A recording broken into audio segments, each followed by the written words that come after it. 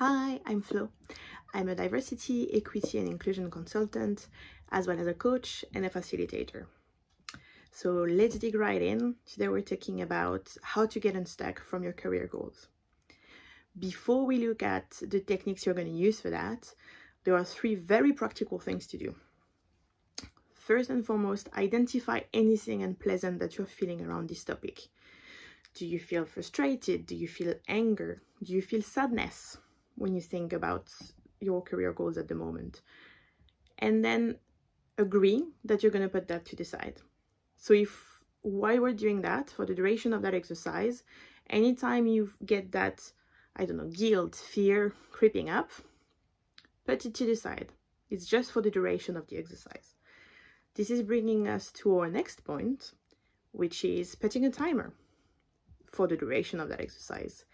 If you want to dedicate 20 minutes to looking at your career goals, let's do that. But if actually it feels daunting to do that, put a timer for 2 minutes. The idea that you know that there is an end in sight and you can fully focus on that for now.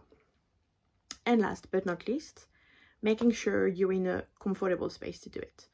So if you're in an office, in a meeting room, with one of those glass walls where everybody can see you as they walk past, probably not the best place to do it. But once you've got those 3 things, ready to go. So the first thing you want to have a look at is when you think about being stuck with your current career goals, what does stuck mean for you? It might seem obvious, but stuck for you is going to mean something very different than stuck for someone else.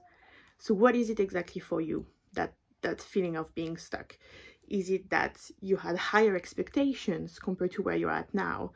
Is it that you don't have the prospects for evolution that you were expecting? What is exactly that stuckness? Once you've got that very clearly defined, next port of call would be looking at perspectives. So when you define that stuckness and all the different components to it, some things can be a matter of perspective.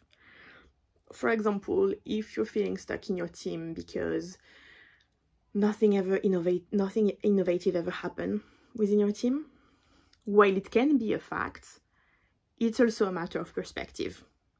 So identify what will be the neutral topic. So in that particular example, the topic could be innovation, or it could be routine.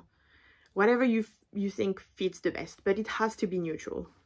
Then the current perspective, using that example again, could be, I feel bored, I'm frustrated, we never do anything fun. It can be a whole range of things.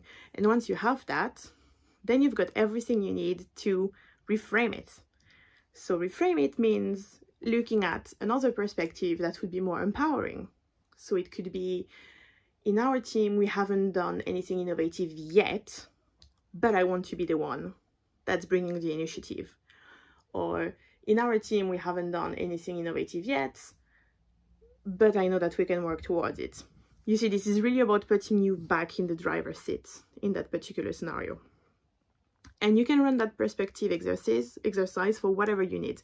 So however many things that you identified that you felt were getting you stuck and were frustrating, run that exercise again. And then last but not least, where do you go from there? So now that you know that, you know exactly why or what makes you feel stuck, you've had a look at different perspective, then what's your next move? And just know that once you feel ready to go, you know exactly where you want to go.